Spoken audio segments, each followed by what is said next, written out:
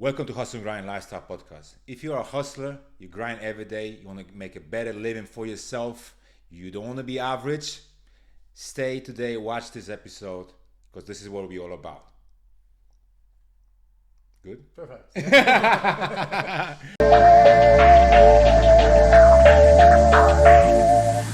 Today our guest is Chris Caldwell. We're thrilled to have you here today. Thanks very much, man. Really looking forward to it. Awesome. Can you tell our listeners a bit about yourself and a bit about your company? Because I know you are CEO of United Renewables. I am indeed. Thank you so much for the invitation to come and talk. So yeah, United Renewables is a renewable energy development business. Spend a lot of time putting up wind, solar, anaerobic digestion, anything that can be done to be moving us into a renewable energy future. Because the energy transition. Something like Elon Musk or something like that. Oh, Elon. Oh, you want to talk about him? That's our podcast done. We're spending an hour talking about Elon. But we also do kind of a bit of clean tech investing. So we try and get into technology and trying to find little interesting bits and pieces that, if they work, they'll move the needle. They'll really make a difference. Right. And also do kind of like climate communication and trying to like stand up on stage. Interesting. Yeah, So tell us, little light question. Where is your favorite cheat meal? Gee, I love it. All right, I'm going to answer this one in a slightly, like, because we're on Hustle and Grind Lifestyle. Gonna talk about one of my, one of the legendary, at least in my mind, hustlers, grinders. That's my grandfather, Charles Caldwell. Bet you didn't expect that. No, I didn't, man. Yeah, so my granddad, he was born like as poor as they come. Like, he literally had no shoes to go into school. My grandfather, Charles Caldwell, he is the epitome of grind. Born with basically nothing, with not even enough money to buy shoes. Right. Made his money by starting off Second World War, riding his bike from Southern Ireland to Northern Ireland, to Southern Ireland, buying stuff and selling it on the other side of the border. Made a little bit of an investment in a bar, in another bar, then ended up owning hotels, bars, really growing a really kind of significant business. And he was in Northern Ireland in the 70s. So many troubles, so many problems. A really difficult place to be doing business. He was one guy who was asked by both sides, both the Republicans and the Loyalists, to stand as their candidates in the same election. Only guy in history who's ever had that. Like, he's really actually, he never told me that. Yeah, really remarkable guy. But what he always said, living in that life. In that life, we cannot understand. If we were in Ukraine, we'd understand that life, right, but we do not understand that life. He always said that his favorite foods, that there's no possible way of having a problem and having ice cream and feeling as bad about that problem. Ice cream always makes your problems feel a little bit better. So that's my favorite cheat meal. I like your grandfather. Shit. Oh man, my favorite cheat meal is actually ice cream too. That's funny. There we go. What's the first thing that motivates you when you get out of your bed in the morning and tackle the challenges of being a CEO? Ooh, okay. I think if you need to ask yourself that question, the only answer is obligation. If you're having the conversation in your bed in the morning, kind of going on. So you have self-doubt, right? That's what it is. Right? It's not. It's just, you can't even. If it's an obligation, there's no room for doubt, because you have to do it. You got bills to pay. You got family to feed. You got whatever. You don't even think about that. If you're asking that question, you need to have that debate about what's getting me out of bed. Then it is an obligation to just get. I don't want to mess up algorithm. Yeah, that's get fine. your butt out of bed. But the only question then you should be asking yourself is, can I be doing something different? Yeah. Something that I don't have to be asking that question of myself. Something that is in itself motivating. Something that's in itself a reason to be getting up and getting out. So like for years I was a lawyer, I was a banker, and there was a lot of things. It was mainly obligation getting me out of bed in the morning. But now, like, for the last kind of 14 odd years, being in this world, like taking on the energy transition and trying to move us to a renewable energy future, like for not just for me, but for like my kids, future grandchildren, whatever else. That is something that is intrinsically. You don't need to ask yourself the question of why you're getting up out of bed, because it's kind of like the depressing thing. Like when people ask themselves, like, "Wow, are you depressed or something?" Like, yeah, if you need to be asking yourself the question of what's getting you out of bed in the morning, the only answer is you have to. It's obligation to stop asking. Just get up and do it. Yeah. Just shut up and. Yeah, and then the next question is, well, is there something that I can be doing that means I don't need to ask these questions of myself? Exactly. Can I be doing something different, something that's more intrinsically motivating to me, something that just gets me out of bed, that I'm bouncing out of bed in the morning without having to have this. Oh, come on, Chris, get up. Yeah. Wow, you're very passionate about it. I am very passionate. And tell me, like, even not looking at the script right here, what made you to like go into like renewable energy in the first place? Well, the energy transition is the biggest challenge that we as humans are facing right now. But it's also the greatest economic opportunity of our generation. Like, you can be like this is the one spot that, and like, it's one of very few spots where you can be genuinely making a difference for like the preservation of humanity, and also making. So you want to make a difference. You obviously want to make a difference, but you can also make a living out of it too. It isn't just like you're climbing up in a boat and stopping people like harpooning whales. That's a very noble thing to do, but there's no living in it. If you got a family to feed, if you got a life you want to live, you need to find something that has that overlap where you can be making a difference, but it can also be earning a living. And renewable energy for me is the place where you can be doing that. We could talk about the problems that climate change is causing. Probably don't want to go into too much detail, but really quickly, like 92% of all of the climate scientists out there believe climate change is happening. It's caused by humans, and if we don't do something about it, it's going to cause. Most definitely, it's caused by humans. Yeah, and it's for going sure, to cause not a lot animals. of problems. Yeah. But it's not just a natural cycle. It's something that is happening that unless we do something about it, we're going to be in trouble. Like the life as we know it will change. Like, we'll have food systems collapsing. We won't have enough food. We'll have big parts of the world where people can no longer live. And where are they going to go? They're going to try and come to places that are wealthier, that can be protecting themselves a bit more against climate. One of the big contradictions that we have now in the world is you got kind of certain kind of colors of politicians who are both anti doing something about climate and also anti immigration. The best way that you can be trying to solve the immigration problem, or at least not making it worse, is by making sure that people don't need to leave. Like, if food crops are being destroyed in a country, if their land is being swept away, they have no choice but to leave and go somewhere else. Preserve the environment, preserve the planet, and you're not forcing people away from their homes and onto our doorsteps. It makes sense for everybody. And tell me, how fast do you think the changes might come in a negative way when it comes to like environment, and because the world is, like you just mentioned, is slowly changing. Everything is going kind of badly if you look at it. No, it's a good question. I'm try to be positive, but we have. Do you think it's going to happen in a matter of a decade, 2 or 3 decades? It depends on our lifetime. It depends on how quickly we act. Like, we just came out of the big conference, the conference of parties, the COP28 just happened in Dubai, and at that particular kind of United Nations conference, they presented the global stocktake, which is the world of climate science getting together and saying, here is how we are progressing along a path to trying to stop us getting to 2 degrees above baseline levels 1990, or ideally to no more than 1.5 degrees above. And it's red. Wow. It's like the whole way down, except for solar energy. Solar energy is one of the high points. So we're gonna die. We need to be doing more. We need to be doing more quickly. It certainly isn't. We're not. It's not a lost cause, but we need to pick up the pace. And so one of the things that was great at the COP was we'll be tripling renewable energy. You need to wake up kind of fast now. Yeah, absolutely. Yeah, we have all the technology we need. We just need the political will in behind it to make it happen. So we've agreed, like as 200 countries have agreed to triple renewable energy by 2030. Great start. We've agreed to stop deforestation. Great start. But there's an awful lot more we need to do. We've also agreed to be phase down, phase out, transitioning away from fossil fuels, which again is a great start. But we need to be doing it quicker. We're in a race against time. Like, renewable energy is happening, the energy transition is happening at a pace, but global warming is happening at a pace too. It's a question of who gets there first. Wow. Yeah. So if we kind do, of scary if you look at it. Yeah, and it's really so if you do end up hitting these climatic tipping points where like the rainforest in Brazil is gone, where ice caps get melt. Yeah. Those are things that we cannot recover back. The planet cannot recover back from for millennia.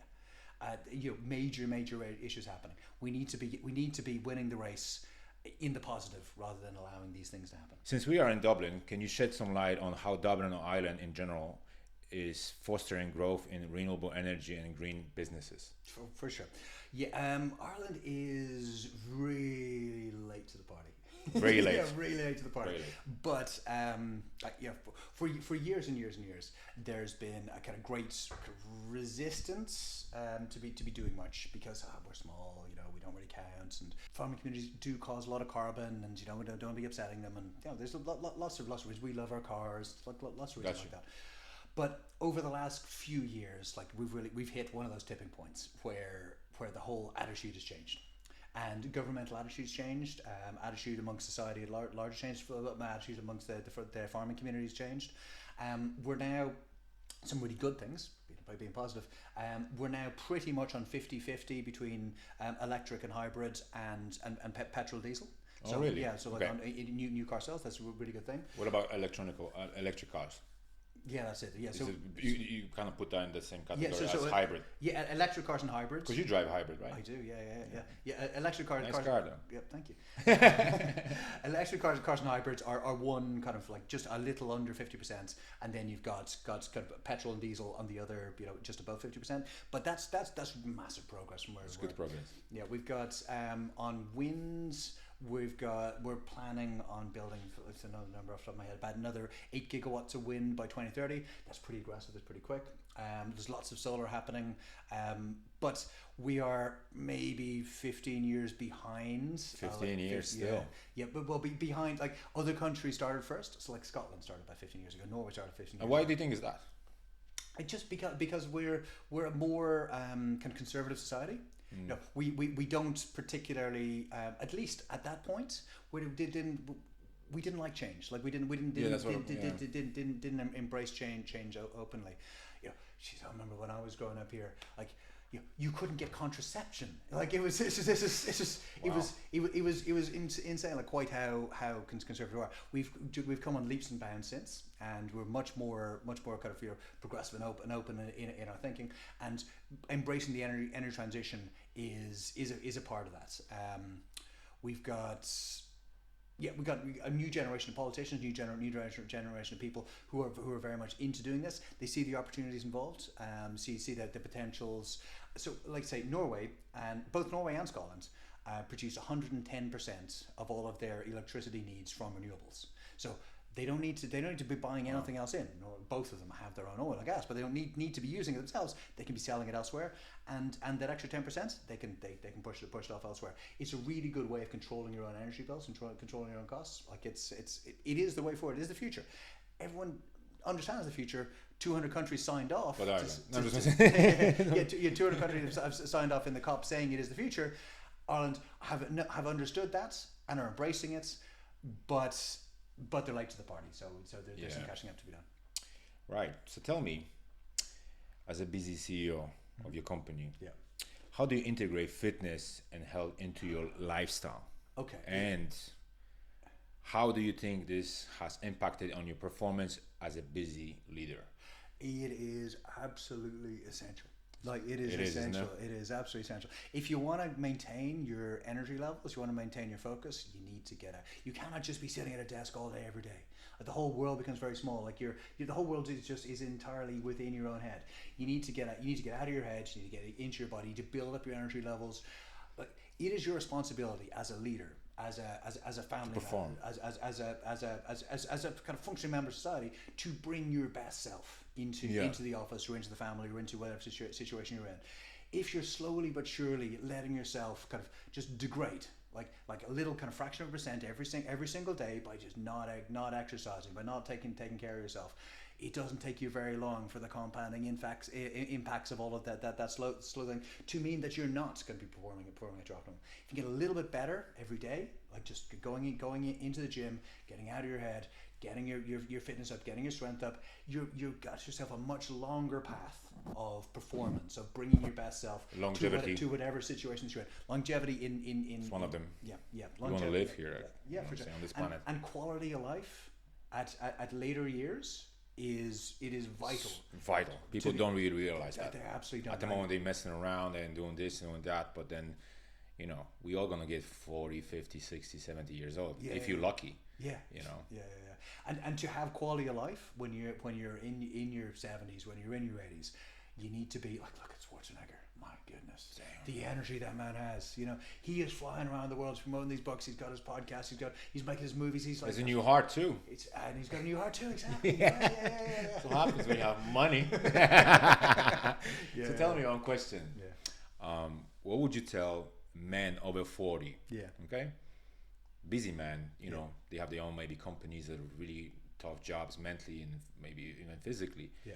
What kind of advice would you give them when it comes to like fitness? Yeah. How would you because a lot of people, they just first thing on their mind is like excuse. Yeah. How do you overcome it? Yeah.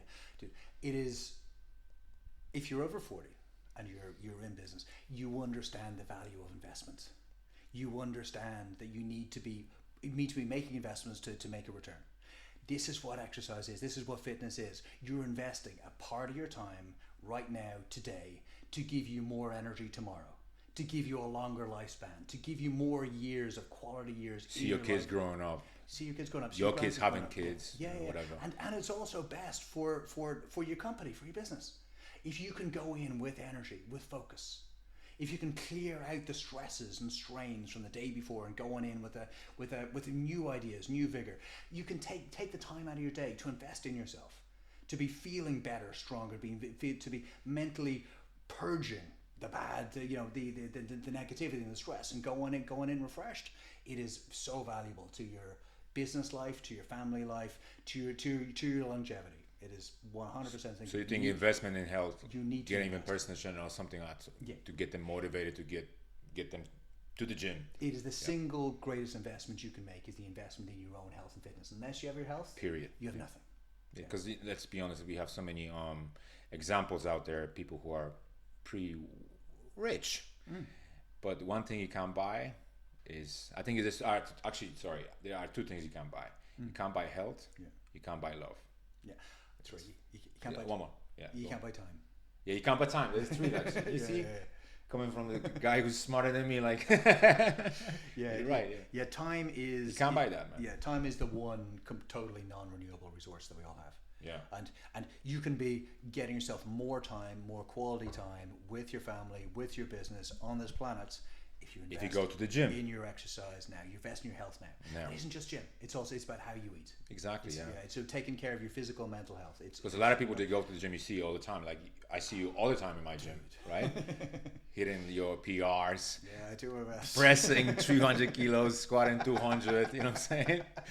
And you see guys in the gym like all the time going there and looking the same all year round. Like every year, they chasing fat loss and weight loss, right? I mean, when are you gonna get there? Like, when are you gonna lose that weight? Like, you're chasing it every year. I was actually speaking about it with one of my clients. Like, you chase fat loss, weight loss every year.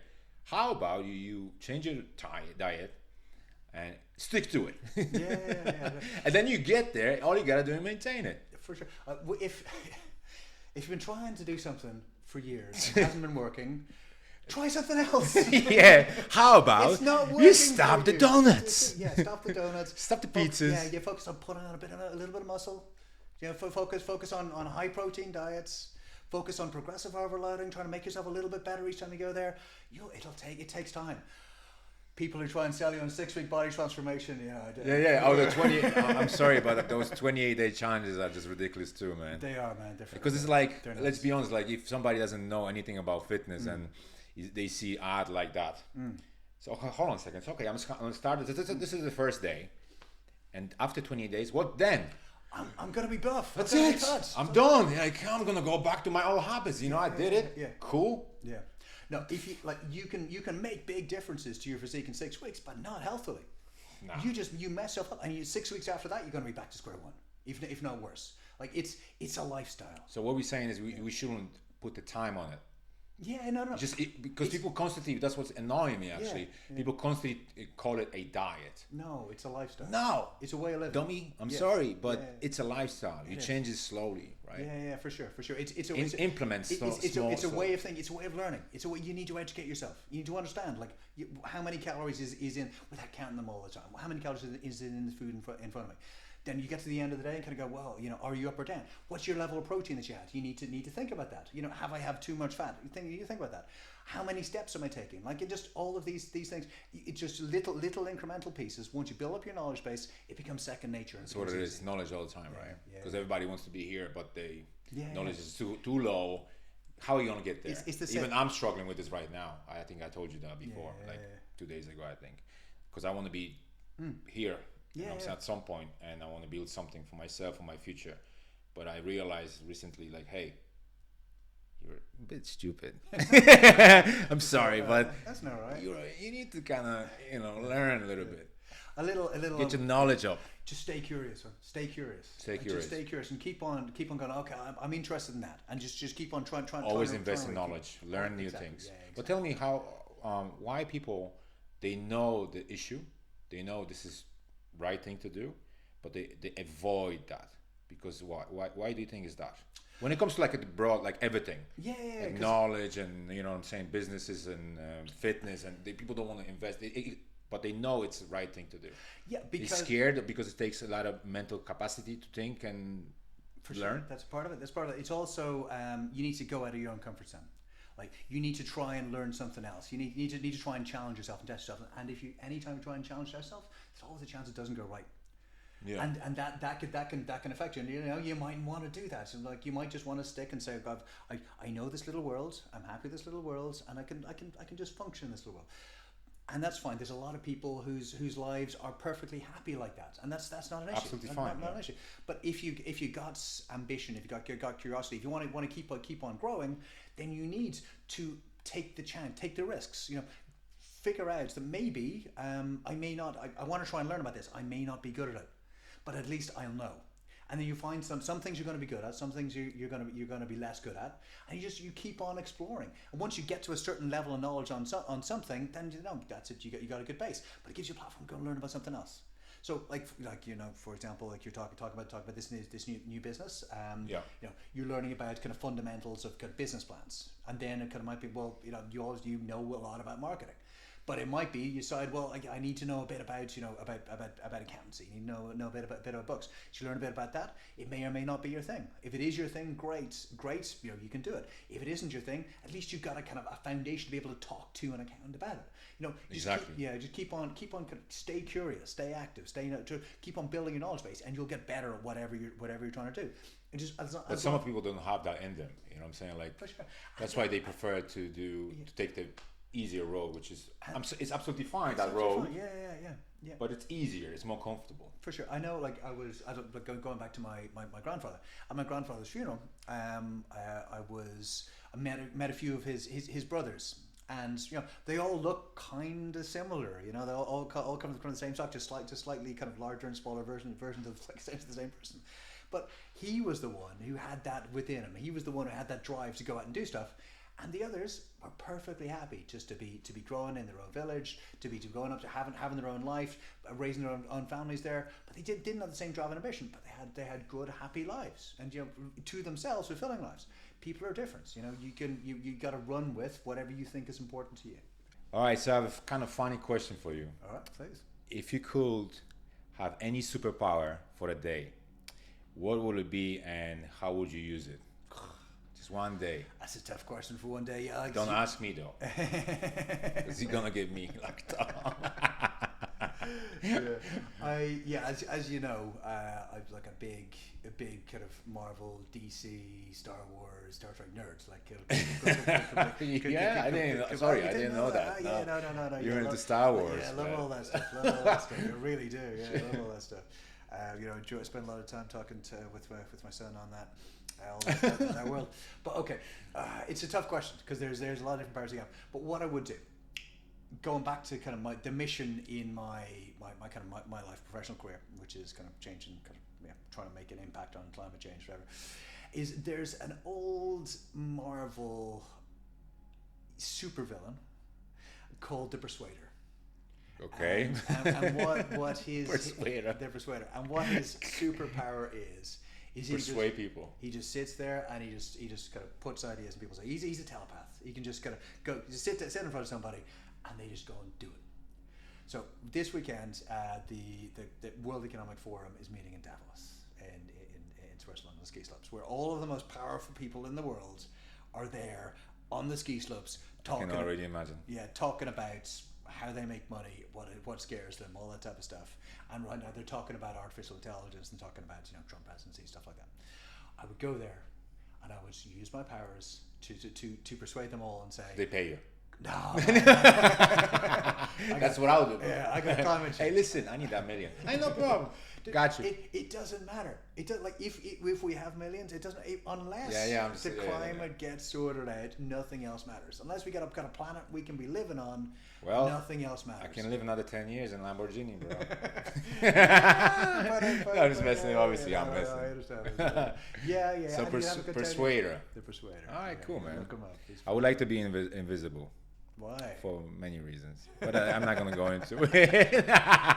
Dude, for a man who's visible and quiet, like I'm saying, like ghost. Who's such a kind of a large, imposing guy who spends so much time in his physique, being invisible seems like the exact opposite of what you're trying to achieve with your life.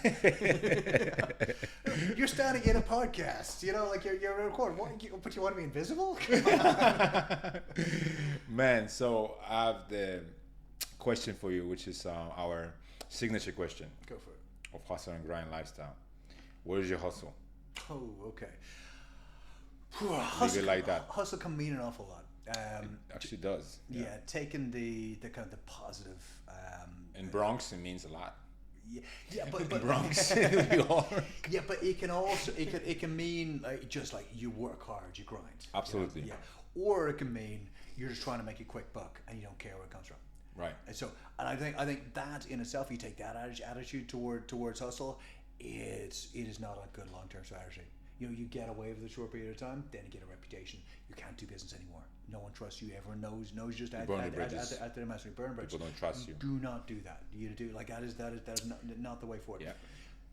They're looking for the long term. If you get a reputation of someone who works hard, like who does hustle, like who's prepared to go the extra mile to get things done. Now that is priceless. And my own hustle, I talked about it a bit earlier. Like I work hard. Like I spend a lot of mental and physical energy and effort into trying to make this transition happen. You can make some money out of it on the way, and as I said before, it is the greatest wealth creation opportunity of our generation. Renewable energy, the energy transition, is a place. If people are looking to try and find a place where they can be having an impact on the world and making a good living, then come into renewable energy and sustainability. Yeah, you're on the same boat basically going. Yeah. Got you. So tell me, for our inspiring entrepreneurs listening, most of them probably your young audience, could you share some key insights or advice on starting and growing a business? If you need to have a ability to deal with uncertainty, because if you don't have an ability to deal with uncertainty, you should go and work in civil service, work for a bank, work for something that will just give you consistency. Can you explain deal with uncertainty? If you work for a big institution or for a government or whatever, you know what's going to happen Monday through Friday, roughly. If each Monday through Friday will be roughly the same, it'll evolve over time, and you'll get a paycheck at the end of it, and each and every month. 28th of every month. Yeah, and you'll end up getting your retirement plan, whatever, and your life is predictable, and exactly. And there's a great security to that. If you want to be an entrepreneur, want to be starting your own business, you need to be able to understand that is not your world. That you'll wake up in the morning with an idea, 10 things you want to do. You'll go to bed at night having done maybe one of them, and you have done 10 other things you had no idea were going to happen. Every single day is different. Every single day is a challenge. Every single day you need to be learning. You need to be grinding. You need to be hustling. You need to be trying to expand your horizons and trying to figure out novel problems. And you have to figure out a lot of them yourself. Like predict at the start. Nobody can tell you anything. Yeah, at the start, you're trying to figure out stuff. You can kind of call into your network and try and talk to friends and try and get a little bit of advice. But ultimately, the buck stops on you. So there's responsibility as well. If you can deal with that, you can build a life that you want to have, and that is great. That is massively rewarding. You can build a life towards the purpose that you want to live, and that is also really rewarding. You can make yourself far more money working for yourself than you can do working for anybody else. Like you kind of decide, basically. Yeah. If you work for somebody else, you're working to make them rich, not yourself. Yeah, that's just the kind of fundamental of it. It is a great thing to do if it is you. If it's not you, it's not you. That's okay. But if it is you, you need to be able to deal with uncertainty. You need to be able to deal with you need to be able to continually learn. So dealing with uncertainty. Yeah, you need to be continually curious, continually learning. You need to be able to take responsibility. If you procrastinate, if you cannot make decisions, this is the wrong career path for you. You need to be decisive on things, because as a business leader, you'll have 50 decisions to make in a day. Umpteen decisions. Like you just continual decisions. Some of them are big, and some of them you can take a lot of time on. As they're very small, you need to be. So how many employees do you have anyway? Over about 32, 33. So do you have moments when you kind of have to meet with everybody in the same room and you listen to ideas and you take decisions? Yeah, of course, and all the time probably. Yeah, right? One of the big transitions that you have from starting out, because like I started out in bigger organizations, and then it was me in a front room with my laptop trying to build a business, and then going back into kind of having people around. One of the biggest kind of learnings I had was your job as a CEO, as someone who runs a business, is to be right at the end of a meeting, not at the start. Like when you're growing as a leader, like, and particularly when you're starting on your own, you need to make all the decisions yourself. So you need to be really sure about your decisions. But you need, at some point, you need to kind of go, no, okay, I don't know everything. I need to trust in the people I have around me. I cannot. So you hire better people than yourself. You hire brilliant in people. certain areas, obviously. You hire people who are good, who are talented, who can be adding something, and adding diversity of thoughts and diversity of values. That's why you never wanted to hire me, right? Just listen. Go on. Sorry. But then when you go in, like you're sometimes the perception of the leader is you have all the answers and we are your followers. Like there are particular types of kind of dictatorial type leaders who go in and say, no, this is what we are doing, go and do it. Now for me, I think that is like, you're going to be right quite a lot of the time, because like you're probably talented, whatever, but you have a much better chance of making good decisions consistently is if you listen and you learn and you take other people's views on board. Because multiple brains are better than one. The multiple experiences are better than one. They can see different angles, different aspects of a problem. So do not go into a meeting believing that you have all the answers. Your responsibility as a leader is to come out of the meeting with the right answer, not to go into the meeting. It just makes sense, what you're saying. That's why you're CEO. Anyway. How important is mindset in the journey of making money and building a business? Can you share how you have developed yours over the years? Okay, yeah, mindset. It is vital. You need to have resilience. You need to have grit. You need to be able to take setbacks as learning experiences, as things that you know. Okay, I may have made a mistake there, and understand and own the mistake. And learn, say, well, how do you make sure how next time do you do something better? You can't. It is really easy for setbacks to be denting your confidence, making you more hesitant next time. But if you're trying to build something, you need to have a certain amount of. You need to be able to play. You need to be able to experiment. You need to be able to create different kind of idea sandboxes in your in your head. Like before starting, United Renewables, or actually Causeway Wind as it was at the start. I went through maybe 25 different business plans. And I was writing them off and just going, no, not this, not that. So you spend time on one business, like let's say quite a few days. Yeah. It's like Harlem. It doesn't make sense. You spend weeks. You spend weeks on something. You really get invested into, really understand it all. And at the end, kind of go, nope, not that one. Wow. That's not it. and then you keep on going. But some people stick to it, even they made that business. They think still they kind of like still think that it's a good idea, even though it's not. Yeah, but you need to be objective. You have to like sit back. You need to sit back and go, no, actually, if I was just reading this, if I didn't write it, if I was just reading it objectively, would I do this? And if the answer is I'm not sure, then it's no. Unless, like, it's an old saying, but unless your answer is hell yes, then it's a no. You feel it in your gut. Yeah, you feel it, and you kind of go, yeah, hell yeah, That's it. I don't care. This is it. This is the one you want to do. This is really, really good. Unless you got that, this is really, really good, then don't do it. If you think, it's okay, don't do it. You need to find the things you think, this really makes a lot of sense. I can really make something of this. And going through 5 or 6 business plans and 5 or 6 different ideas, at the end of it, and all the time going, no, you could think, I'm not really good at this. Like I can't come up with a good idea. But no, you need to persist. You need the grit. You need the determination to keep on rolling that. Keep on trying until you find something that goes, yes, hell yes, this is the one I want to do. You feel it. You feel deep it inside of you. That makes sense. This is it. I don't care. Let's go. For sure.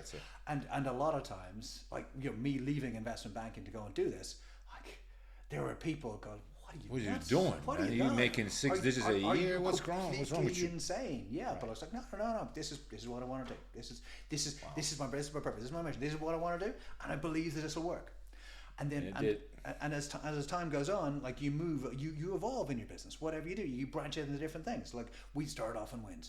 Now doing solar, doing anaerobic digestion, doing batteries, doing investment, doing bars, doing all sorts of different things. But along the path to do those kind of other 4 or 5 things, you have evaluated and eliminated another like for each one about another 10 or 20. And like you then get to the one that goes, hell yeah, that's the one you're going to do. And you move along. Wow. And then you get the people around you to be helping you. You can't do everything yourself. And you keep on trying to grow, keep on trying to expand. And as long as it's all towards your purpose, your mission, what gets you up out of bed in the morning, then it all makes sense. If you cannot be doing things, you cannot be stretching yourself too thin and going, I love all this stuff, but maybe I should also be spending some time, I don't know, investing, like starting a new kind of like cryptocurrency, because it doesn't fit with what you're trying to do, and it spreads you too thin. Try and develop specializations in a particular area to become a master of that area. Trying to be a master of like 10 things, you can never really achieve that. Not gonna nail it. Yeah. But if you become really good at some things, that's like we go back to the very start. Even Elon, he's a master at a lot of stuff. He's a brilliant engineer, like absolutely phenomenal engineer. But because he was really good at one thing, he assumed to be really good at something else. So he decided to make himself the CEO of Twitter, of a social media platform. X. And he's terrible at it. He is the worst. That's your opinion. Yeah. No, that's a fact. It's fact. Like he has taken the value of that business from what he paid for it, and he's made it maybe like 30% of the value. He's lost 70% of the value on that. Wow. Like objectively, he has destroyed that brand. He's destroyed that business. So like he is amazingly good at a lot of stuff. But at other things, like but you need to be, if you're going to be in an engineering business, you can be acting and you can be in a certain way. You can be particularly demanding. If you're talking about a social media business, it is a different attitude, different mindset. All the people that you have working with you will have different mindsets, and the guardrails in place with social media have different things. Advertisers on social media have got different demands. He assumed because he's really good at one thing, he'd be really good at another. He's brilliant in some ways. But all of us need to recognize our limitations. When you get that big and that wealthy, it's kind of difficult to understand. I'm the richest man in the world. I should be able to do anything. But even Elon has got his limitations. We all do. Got you. And going back to what you just said about the business plans, because I went through like few in my head. Yeah. I started having like little maybe I'm not good at what I'm trying to do. Yeah. But that's actually what you just said. It makes me feel better. So thank you. Yeah. So I'm not a loser. No, just listen. No. That's it. You need to try and go through. You need to try and puzzle it all out. Then at the end, kind of have that final business plan there. Step back and just think, okay, is this a yes or this or no? And unless you're saying hell yes, don't do it. Right. and move on and try and figure something out, or go back to it and tweak it and say, well, why is this not a hell yes? Why is this something that you still That's don't? what I had actually this morning. Actually thinking, because I'm reading this book you told me about, which is what's the name of it? I forgot. Yeah, John Mullen's The New Business Road Test. Yeah, Fantastic exactly. book. It's over there on the other table. I started reading this book because you told me about it, and I'm reading it, and it's like, hold on. And then I said something to add about the new idea. I'm not going to say it out loud. Yeah. For you people who want to steal. Anyway, yeah. So I was like, oh, that felt like good in my gut. I was like, I think this is it. Yeah. You know what I mean? Excellent. But anyway, moving on. We often learn more from our failures than success. Can you share any story where you faced a setback and how you turned it around? Oh man, yeah, you do. You're very regular failures. Rather than kind of how often did it happen to you? Like, big failure, like, oh shit, it went south. It isn't. Thankfully, it's not that rare. When you got the kind of the big momentous things, we made some decisions where we underestimated the size of the scale of the challenge, and kind of needed more than we could give, or at least if we were going to, it would have to become our everything, and we didn't want it to become our everything. So it happened a couple of times, but not that often. But one kind of little kind of one of those kind of pivot points. We all have pivot points in our lives, and I think that's kind of what you're talking about. I'm not going to talk about a kind of personal kind of, or is it particular business failure, because there's always other people involved in those type of things. So it's not just you. Yeah. So you like employees messing it up for you. Yeah, because you might messing with your bread. Yeah, you might be seen you're being kind of unkind, or like, you know, making excuses for whatever. Like, I don't know if I've done it, but you know, some mistakes happen, and you know, personal mistakes or mistakes within the team. And you learn, you move on. What you just said? Your personal mistakes or take oh, okay, gotcha. Sorry. Or mistakes within the team happen. I heard something different actually, but I'm not gonna say what it was. Like, hell, excuse me. Anyway, that's what I was. Sorry. Okay. Go ahead. So you can mistakes happen, but you need to come to live and learn and move on from. But one kind of pivot point, where I was working in banking. And I was kind of reached kind of a senior point where I was kind of head of a desk for kind of corporate finance desk. I was trying to get a deal done. What bank was it? It was a bank called NCB, which is now Investec. So like it's a big bank, and I was working with their was running the kind of corporate finance team in London at the time, and we were sitting down trying to complete a deal. And I had my opposite number across the table, and it was pretty clear there was some issues happening. There was things we needed to try and get solved. My opposite number across the table picked up the phone and said, "Hey, like, I'm really sorry, Andy, I can't make it back for dinner tonight. You know, we're going to be working." I said, "Okay, fine, yeah, that happens." So we kept on soldiering away, grinding away. 2:30 in the morning, 3 o'clock in the morning, we got things done. I said, "Oh no, well done. It was great to have this done." And shame you had to cancel your dinner. I'm mad. And my opposite number said, "Yeah, no, it's a big shame because my daughter is moving to New Zealand in the morning, and I can bring her to the airport." I said, "Oh, well, that's nice. I can bring her to the airport, but your daughter, who's like, and as it transpired, she was 24. She'd been living at home for 24 years. This was an absolutely life-changing moment. Instead of taking and understanding the value of having one last meal with her daughter before she went to the other side of the planet, where at best you're going to be seeing each other once, maybe twice a year, at best. You know, maybe not even that. I was just, wow, like, is this really what my life is setting out to be, where I am sacrificing those precious moments, like that's as precious moments you're going to get, to be completing a deal, to be kind of chasing like last quarter's numbers? No, forget this. This is not something. This is not me. That's a pivotal moment for you. That was one of the dominoes that fell. That went, no, this is not me. This is not my life.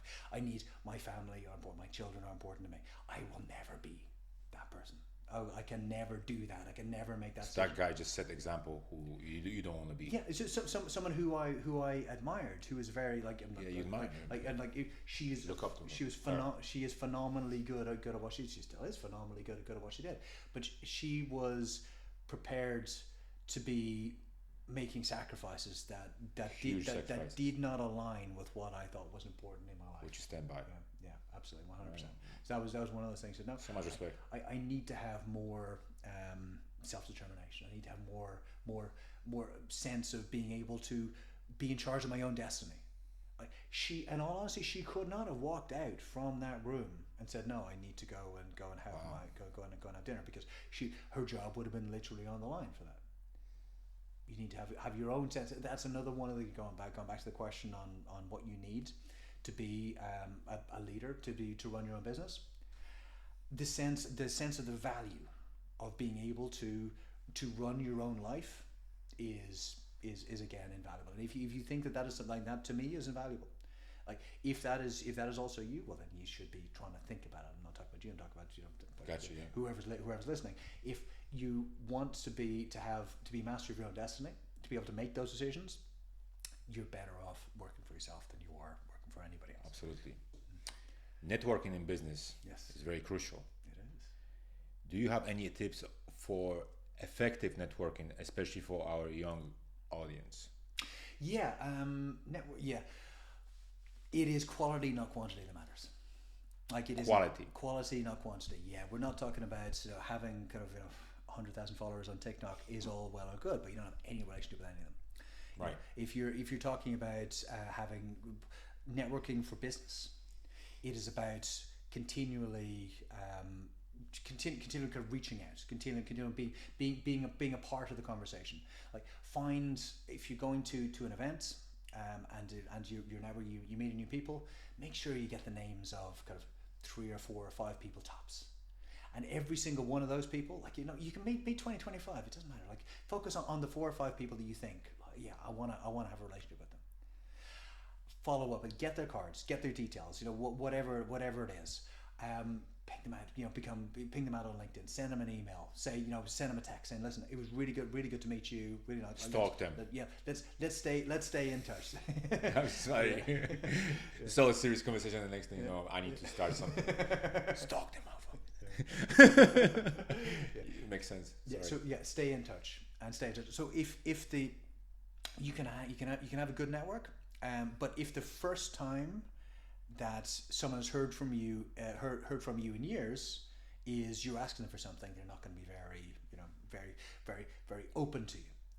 But if you've been kind of you're touching them, and I mean this in the most kind of platonic way, reaching out to them and touching them, you interacting today. Let's say social media, because it's a social media era, right? Yeah, so social media, like all the time interacting. Yeah. So if you're in some ways, so let's say you post on LinkedIn. And you think, oh, this would be something that you're interested in. You see an article, or like something comes across your feed and said, oh, you'd be interested in this. Send it on to them. Or come New Year's, just send them a quick happy New Year's wishes. Like whatever it might be, just try and keep a little bit of contact. You just keep a little bit of touch. If you happen to be in the area, say, do you want to meet up for coffee?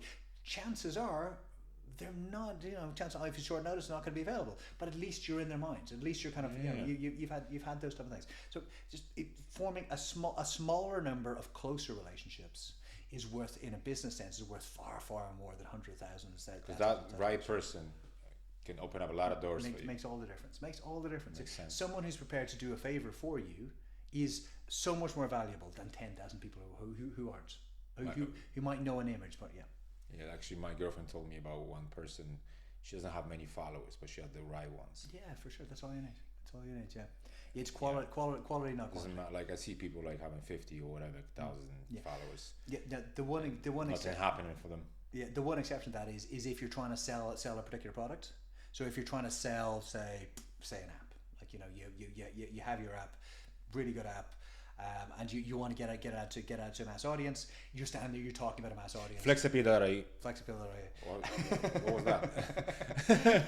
You're trying to sell to a mass audience. Then that is a really then having all of those kind of loose connections, because it's a very kind of transactional relationship. People kind of go, oh, look, I like what he's saying. I'll log in, can I have a look, give it a try. It's great. But if you're talking about kind of a more deep, listen, I want to meet an investor. I want to meet. Could you introduce me to a potential landlord of a property I want to get to? I want to have an interview on a podcast with someone that you know. Could you make the introduction to me? Now, if they know you and they trust you, they're likely they'll do these things. Because there's a cost to them of doing it. They're putting their own reputation on the line by making the introduction to you. So they need to know you. They need to trust you. They need to know you're not just someone who's going to be messing them around. Not somebody who's going to be taking advantage of them. So if you treasure your relationships, then they will look after you in the end. I could keep on going, but yeah, you're a great speaker. So tell me, do you have any personal mantras or philosophies that you live by, especially when you're facing tough challenges? This is something that you constantly tell yourself you live by. Honestly, no, I don't. Because I know you, because I kind of know you for quite some time now. Yeah. That's why I was able to get you here. Otherwise, it'd be like, hey. No, just messing. But you are a very positive person, so I think I don't think it's a right question for you. But if you're talking about working hard, or it's just a fitness thing that kind of give you kind of some sort of like a mental relief from stress. That's what it is. That's true. Maybe that's what it is. But I think more than working hard, working smart, not hard. Just working focused. Trying to make sure that part of like kind of pulling it all together, like part of like continual learning and education, is also it in itself is hard work, but it saves you a lot of work in the long run, because you understand where you should be targeting yourself. Same with exercise. It's hard work, but it gives you more in the end, more in the long run.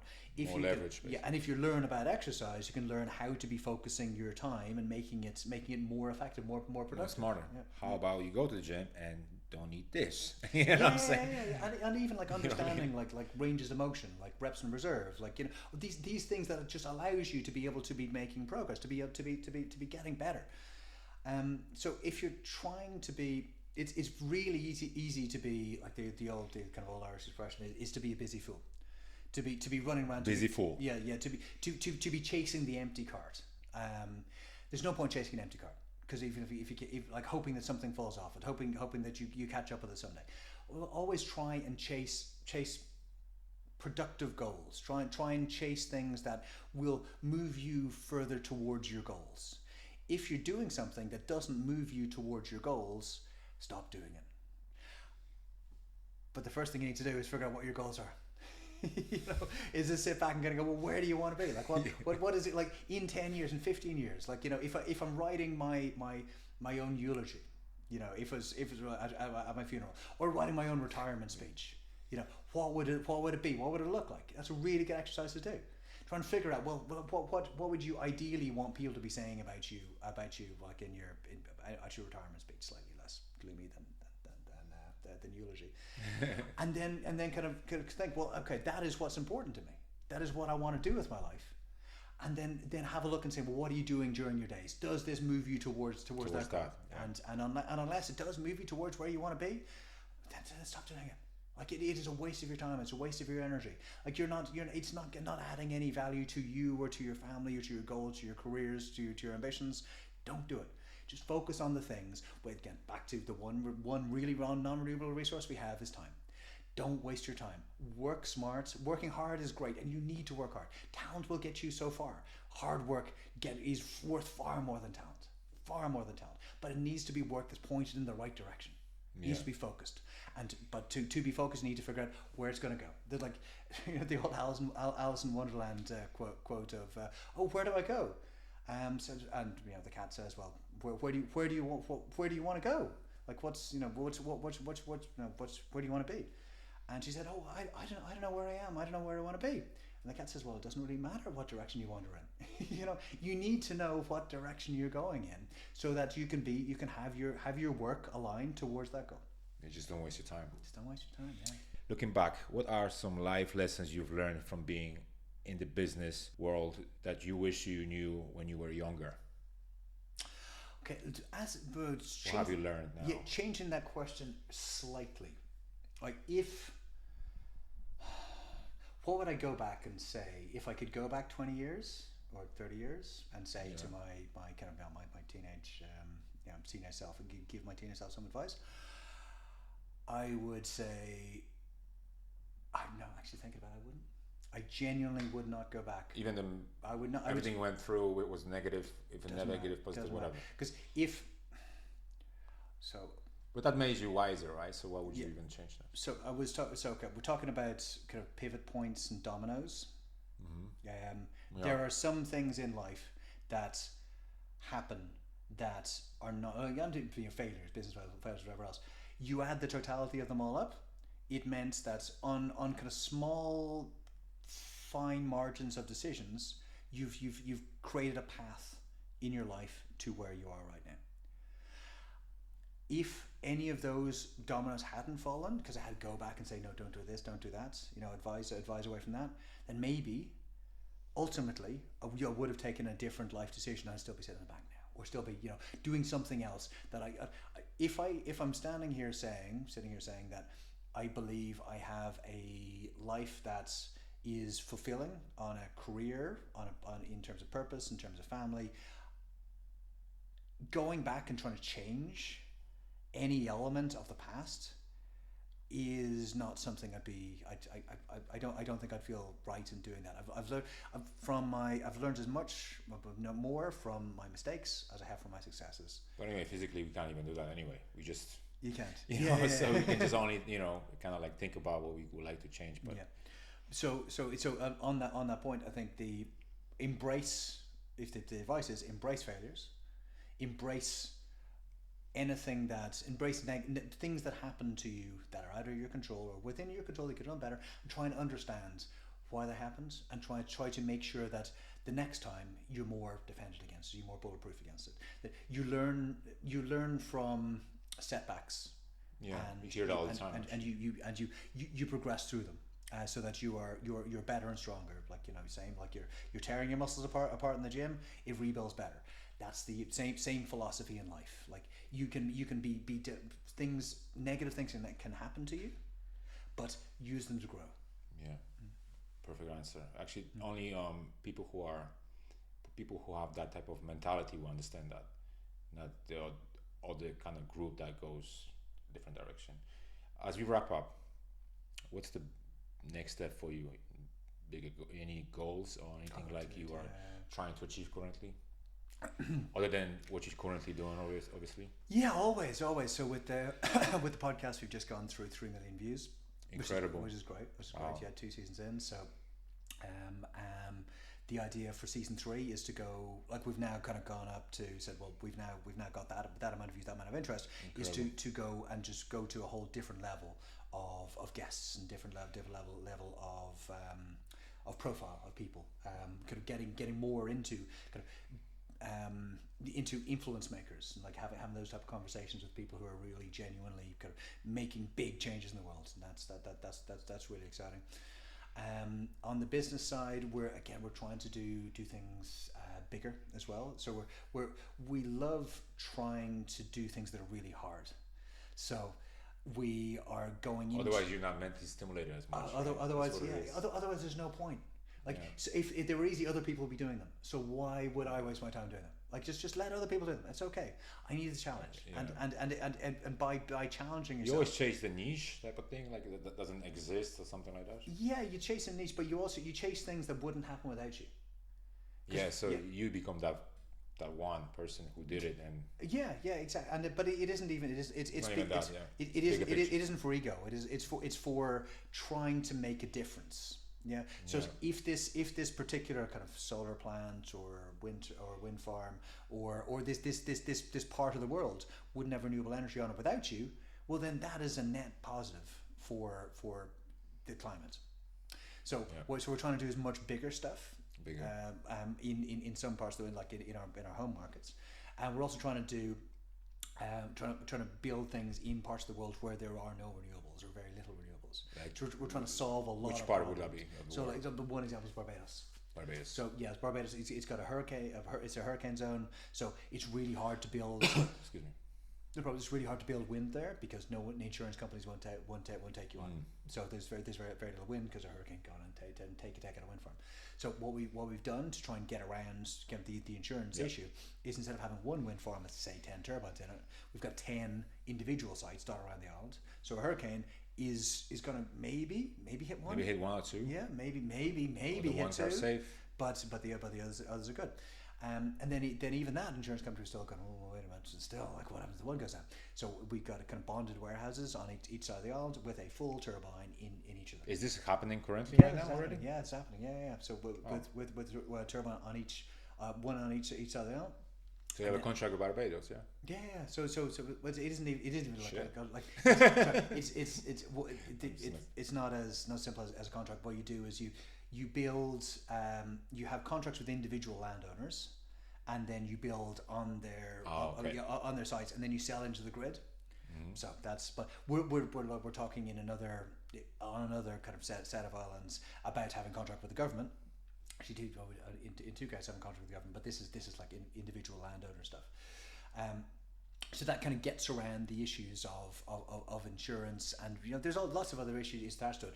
But we're trying to solve these types of problems on the development side, and then we're also trying to do on the technology side, trying to do really kind of hard tech stuff that's generally pretty low tech, but lots of science involved, to try and move the needle on making discoveries that can help with with solving the climate crisis. So like we're trying to kind of decarbonize cement and steel, so which are really energy intense industries, and we're trying to find ways of reducing the amount of carbon that's used, or at least on net carbon that's used in say cement. Talk to you about that too. But again, that's another long tangent. Yeah, we could talk so tell our viewers where they can find you if they want to learn more about what you're currently doing. Oh, brilliant. Yeah, please, thank you. So best place is going to be on LinkedIn. So Christopher Caldwell, Caldwell. I'm going to tag you in it. LinkedIn, yeah, brilliant. Yeah, in the notes, that'd be great. Also, please have a look at conversations on climate on YouTube as our primary source. Also on kind of threads and lots. You do threads as well? I do threads as well. Did you figure that out already? I did. It's pretty good. Yeah, you think? Yeah, no, it's pretty good. Yeah, I'm enjoying it. It is a much friendlier platform. Much more friendlier. Much friendlier than the bird. Yeah. Anyway, Chris. Cool. Thank you for coming. Thanks so much. Thank you very much. Thank you for watching. Don't forget to like it, subscribe, share. Just do everything.